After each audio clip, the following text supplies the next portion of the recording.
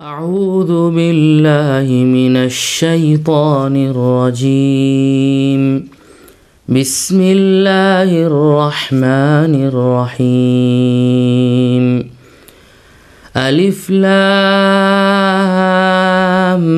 ميم. ذلك الكتاب لا ريب فيه هدى للمتقين الذين يؤمنون بالغيب ويقيمون الصلاة ومما رزقناهم ينفقون والذين يؤمنون بما أنزل إليك وما أنزل من قبلك وبالآخرة هم يوقنون أولئك على هدى من ربهم وأولئك هم المفلحون. صدق الله العظيم. حاضرین مجلس، ناظرین کرام، میں نے آپ حضرات کے سامنے سورہ بقرہ کی ابتدائی آیات تلاوت کی ہیں۔ یہ سورت مدنیہ ہے۔ آپ صلی اللہ علیہ وسلم جب مدینہ منورہ زادہ اللہ شرفا وعظمہ تشریف لائے تو اس سورت کا نزول شروع ہو چکا تھا، اور آپ صلی اللہ علیہ وسلم کی عمر مبارک کے اخیر تک یہ سورت نازل ہوتی رہی، بلکہ اس کی بعض آیات ایسی ہیں جو آپ صلی اللہ علیہ وسلم کے بالکل اخیر عمر میں وفات سے پہلے، چند روز وفات سے پہلے یہ نازل ہوئی ہیں۔ بڑی اہم اور عظیم الشان سورت ہے۔ بہت سی فضیلت حدیث پاک کی کتابوں میں اس سورت کی آئی ہیں۔ اس کے اندر 286 آیات ہیں اور کلمات 6221 ہیں، جبکہ حروف کی تعداد 25500 ہے۔ قرآن پاک کی یہ سب سے طویل سورت ہے۔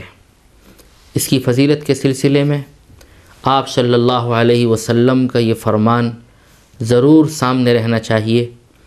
آپ نے فرمایا، اس سورت کو پڑھا کرو، اس لیے کہ اس سورت کا پڑھنا برکت ہے اور اس کا چھوڑنا حسرت اور بد نصیبی ہے۔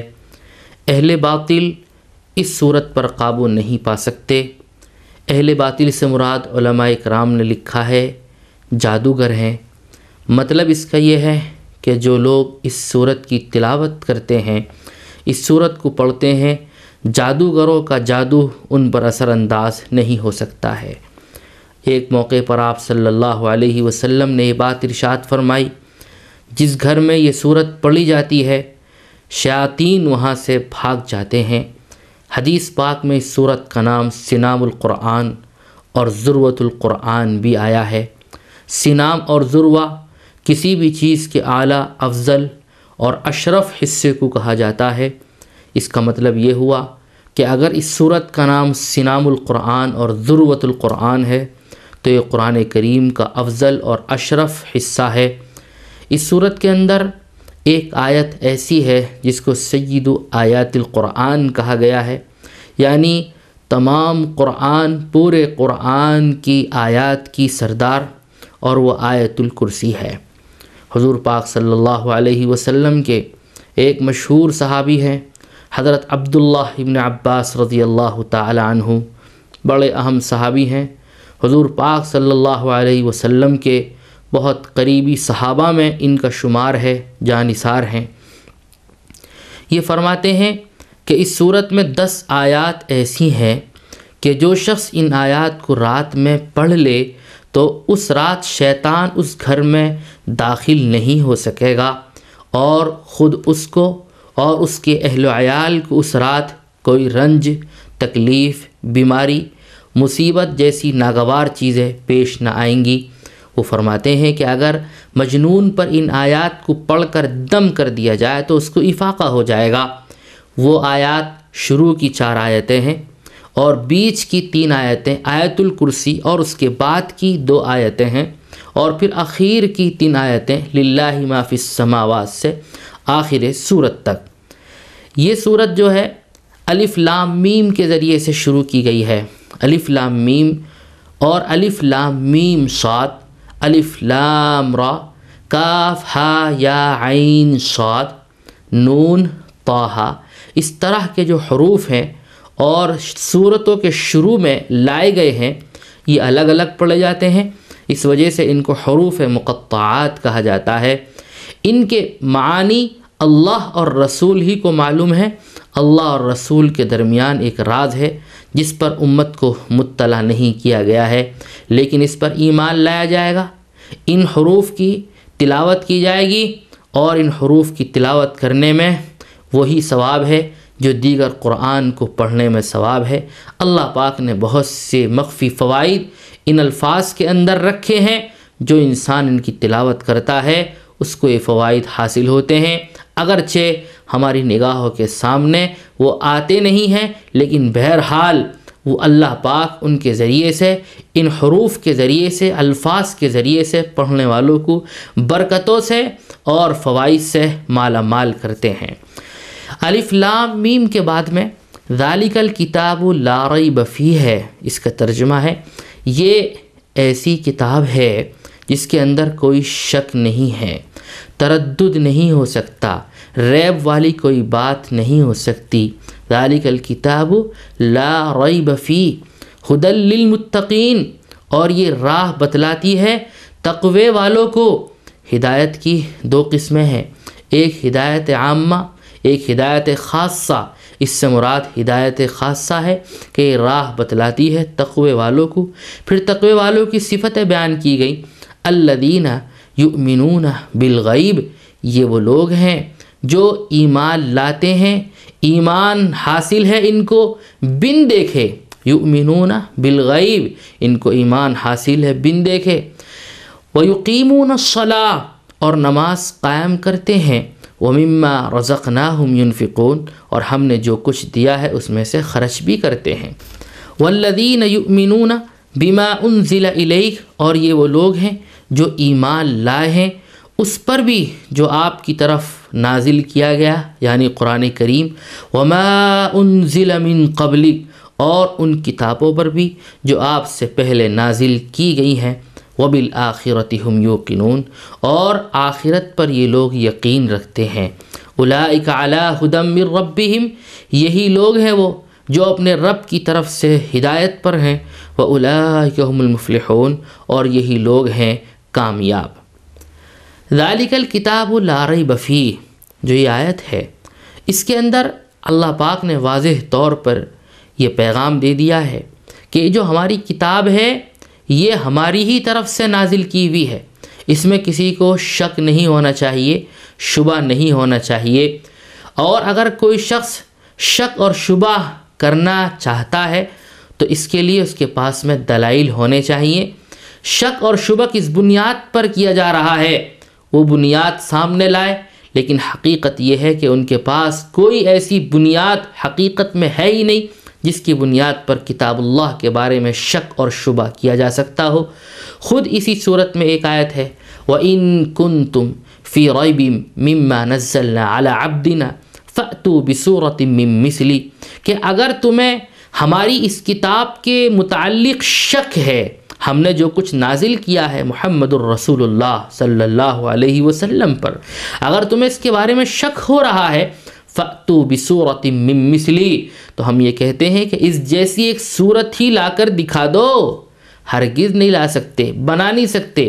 معلوم یہ ہوا کہ کلام اللہ، اللہ کی کتاب ہے، اللہ کا کلام ہے، اور اس کے اندر کسی قسم کا شک اور شبہ نہیں کیا جا سکتا ہے۔ ھدی للمتقین، یہ راہ دکھاتی ہے، یہ ہدایت ہے تقوی والوں کے لیے۔ ذہن کے اندر ایک بات آتی ہے کہ قرآن کریم تو تمام ہی طبقات کے لیے کتاب ہدایت ہے، پھر یہاں پر ھدی للمتقین تقوی والوں ہی کو کیوں خاص کیا گیا ہے؟ اس کا جواب یہ ہے کہ ہدایت کی کئی قسمیں ہیں، ہدایت عامہ اور ہدایت خاصہ۔ یہاں پر جو ہے وہ ہدایت خاصہ مراد ہے، یعنی خاص طور پر تقوی والوں کو یہ قرآن ہدایت ہے اور یہ ان کو راہ بتاتا ہے۔ یہی وجہ ہے کہ اہل تقوی جب قرآن کریم پڑھتے ہیں تو ان پر قرآن کریم کا اثر زیادہ ہوتا ہے۔ اہل ایمان اور اہل تقوی کے سامنے جب کلام اللہ کی آیات کی تلاوت کی جاتی ہے تو اس سے ان کے ایمان کے اندر اضافہ ہی ہوتا ہے۔ وَإِذَا تُلِيَتْ عَلَيْهِمْ آيَاتُهُ زَادَتْهُمْ إِيمَانًا وَعَلَىٰ رَبِّهِمْ يَتَوَكَّلُونَ۔ اس لیے یہاں ہدایت سے مراد ہدایت خاصہ ہے، ورنہ حقیقت یہ ہے کہ قرآن کریم تو سب ہی کے لیے کتاب ہدایت ہے۔ پھر تقوی والا اور اہل تقوی کن کو کہا جاتا ہے؟ اہل تقوی وہ لوگ ہیں جو اللہ سے ڈرتے ہیں، اللہ کی حرام کی ہوئی چیزوں کو حرام سمجھ کر ان سے بچتے ہیں، حلال کی ہوئی چیزوں کو حلال سمجھتے ہیں اور انہی کے مطابق زندگی گزارتے ہیں، اور ان کی پوری زندگی حلال ہی کے مطابق ہوتی ہے، حرام کے قریب بھی نہیں پھٹکتے ہیں۔ یہ لوگ اہل تقوی ہیں۔ ان کی کچھ صفات اللہ پاک نے بیان فرمائی ہے۔ کیا ہے؟ الذین یؤمنون بالغیب ویقیمون الصلاۃ وَمِمَّا رَزَقْنَاهُمْ يُنْفِقُونَ۔ یہ وہ لوگ ہیں جو بن دیکھے اللہ پر ایمان لاتے ہیں۔ اللہ کو انہوں نے دیکھا نہیں ہے۔ رسول اللہ صلی اللہ علیہ وسلم نے جو احوال ان کو بتائے ہیں جنت کے دوزخ کے، ان کے سامنے نہیں ہیں، ان کے مشاہدے میں نہیں ہے۔ انبیاء سابقین کی جو باتیں بتائی ہیں، انہوں نے انبیاء سابقین کو، گزشتہ پیغمبروں کو دیکھا نہیں ہے، لیکن رسول اللہ صلی اللہ علیہ وسلم نے بتا دیا۔ انہوں نے دیکھا بھی نہیں تو یہ ایمان رکھتے ہیں رسول اللہ صلی اللہ علیہ وسلم کی باتوں پر۔ دراصل ایمان اصطلاح شرع میں کہتے ہی اس چیز کو ہیں کہ رسول اللہ صلی اللہ علیہ وسلم جو خبر دیں بغیر مشاہدے کے، محض رسول اللہ صلی اللہ علیہ وسلم کے اعتماد پر اس خبر کو مان لیا جائے، یہ ایمان ہے۔ اور غیب کا مطلب وہ تمام چیزیں جن کی خبر رسول اللہ صلی اللہ علیہ وسلم نے دی ہے اور ان کا علم بداہت عقل اور حواس سے خمسہ کے ذریعے سے حاصل نہیں کیا جا سکتا، جیسے کہ ذات باری تعالی، اللہ پاک کی صفات ہیں اور تقدیری امور ہیں، جنت کے احوال ہیں، دوزخ کے حالات ہیں، قیامت اور قیامت کے ہولناک حالات و احوال ہیں، انبیاء سابقین کی خبریں ہیں۔ یہ تمام چیزیں غیب میں آتی ہیں۔ اللہ کے رسول صلی اللہ علیہ وسلم نے ان کی خبر دی، امت نے ان کو مانا ہے۔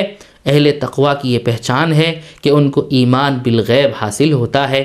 یؤمنون بالغیب ویقیمون الصلاۃ، نماز قائم کرتے ہیں۔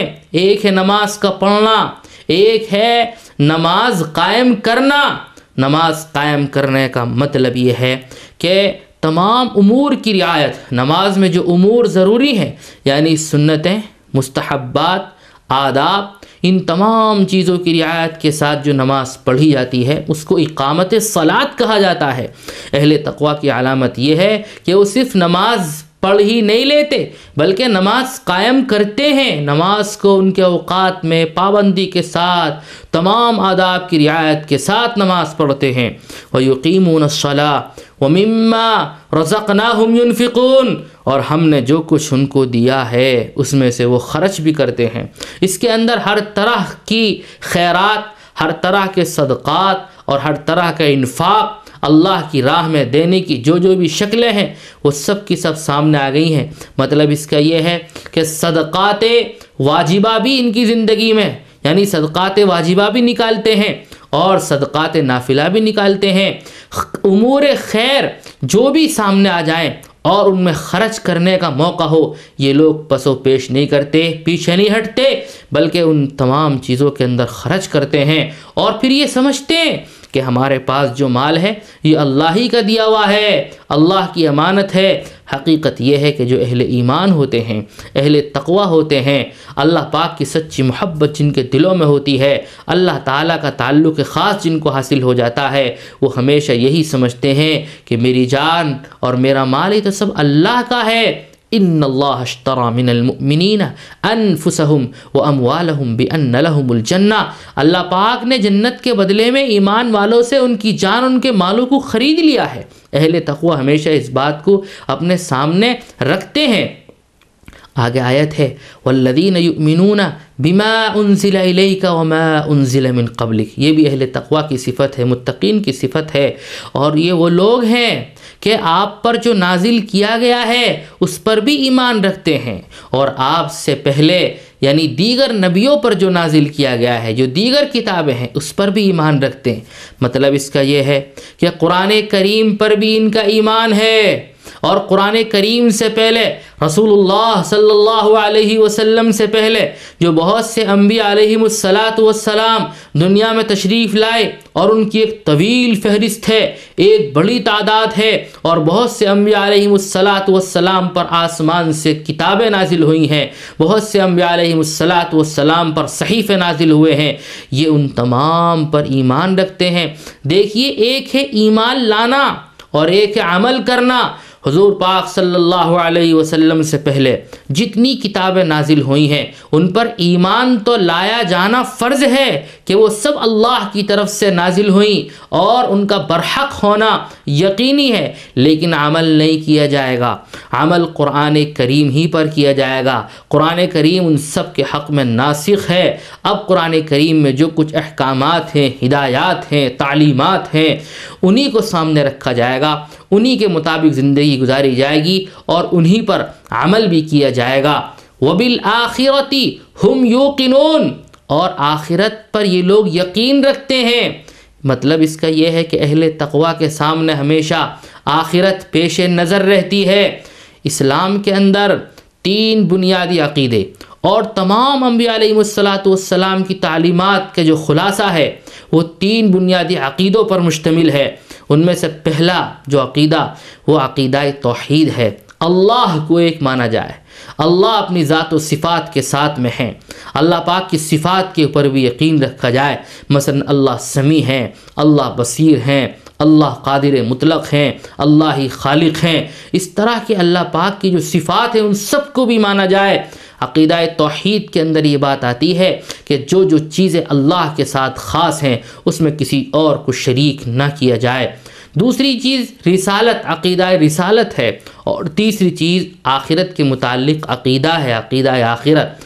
یہ جو آخرت کے متعلق عقیدہ ہے یہ ایسا عقیدہ ہے کہ زندگیوں میں اگر اس کا صحیح تصور پیدا ہو جائے تو انسان جس طرح سے ظاہر میں ایسی چیزوں سے بچتا ہے جن سے حیا مانی ہوتی ہے، جن کے ارتکاب سے شرم آتی ہے، اور شرم کی بنیاد پر انسان بچتا ہے، جب انسان تنہائی میں ہو، خلوت کے اندر ہو، اس وقت بھی وہ بچے گا اگر اس کا جو خیال ہے اور اس کا تصور ہے وہ آخرت کے متعلق وہی ہے جس کا حکم دیا گیا ہے، یعنی آخرت اس کے سامنے ہے، اور اس کو ہمیشہ یہ خیال رہتا ہے کہ ایک دن مجھے مرنا ہے، موت کے بعد دوبارہ زندہ اٹھایا جانا ہے، اور پھر قیامت بھی قائم ہوگی، حشر نشر ہے، اور پل صراط ہے، رب کے سامنے کھڑا ہونا ہے، اور میری تمام باتیں جو میں نے دنیا میں کی ہیں یا کر رہا ہوں وہ ساری کی ساری لکھی جاتی ہیں، اور ان کا مجھے جواب دینا ہوگا۔ ایک انسان کے سامنے اگر آخرت کے تعلق سے تصور ہے کہ جو جو حرکتیں یہاں پر میں کر رہا ہوں ان تمام حرکتوں کا جواب دینا ہوگا، اور وہ تمام حرکتیں کوئی لکھنے والا لکھ رہا ہے اور ایک دیکھنے والا دیکھ رہا ہے، سارا کا سارا محفوظ کیا جا رہا ہے، اور ایک دن سامنے لایا جائے گا۔ اگر کسی شخص کے اندر یہ تصور پختہ ہو گیا، مضبوط ہو گیا، تو جس طرح سے لوگوں کے سامنے برا کام کرنے سے وہ شرمندہ ہوتا ہے، ڈرتا ہے، بچتا ہے، جب تنہائی اس کو میسر ہو اور وہاں پر برائیاں اس کے سامنے آ جائیں اس وقت بھی وہ اسی طرح سے ڈرے گا۔ تو اسلام میں یہ عقیدہ آخرت بہت ہی اہم عقیدہ ہے اور بہت اہم چیز ہے، کام کی چیز ہے۔ اس کی بنیاد پر انسان بے شمار برائیوں سے بچتا ہے۔ اہل تقوی کی یہ صفت ہے کہ وہ آخرت کو بھی ہمیشہ پیش نظر رکھتے ہیں۔ وَبِالْآخِرَةِ هُمْ يُوقِنُونَ، انہی کے تعلق سے اللہ پاک نے فرمایا اولئک علی ھدی من ربہم، در حقیقت یہی لوگ اپنے رب کی طرف سے ہدایت پر ہیں۔ سورہ فاتحہ کے اندر ہدایت منگوائی گئی ہے، اہدنا الصراط المستقیم، تو پھر بتایا گیا وہ جو صراط مستقیم کی تم ہدایت مانگ رہے ہو نا، وہ صراط مستقیم تمہیں کہاں ملے گی؟ ذالک الکتاب لا ریب فیہ، یہ کتاب ہے، پوری کی پوری کتاب ہدایت ہے۔ اور پھر اس کے اندر اہل تقوی کا ذکر ہے اور اہل تقوی کی صفات بتائی گئی ہیں۔ فرمایا یہ جو اہل تقوی ہے نا، ان کی جو راہ ہے یہی در حقیقت صراط مستقیم ہے اور یہی راہ ہدایت ہے۔ جو لوگ اہل تقوی کی صفت میں شامل، اہل تقوی کی صف میں شامل ہو جائے گا اور اہل تقوی کی صفات سے متصف ہو جائے گا، یقیناً وہ ہدایت یافتہ ہو جائے گا اور وہ ہر اعتبار سے کامیاب و سرخ رو ہو جائے گا۔ اللہ پاک نے اسی کو کہا ہے اولئک علی ھدی من ربہم، در حقیقت یہی اہل تقوی جو ہیں یہ اپنے رب کی طرف سے ہدایت یافتہ ہیں۔ وَأُولَئِكَ هُمُ الْمُفْلِحُونَ، اور یہی لوگ کامیاب بھی ہیں، یعنی آخرت کے اعتبار سے بھی یہ لوگ کامیاب ہیں۔ وآخر دعوانا الحمدللہ رب العالمین۔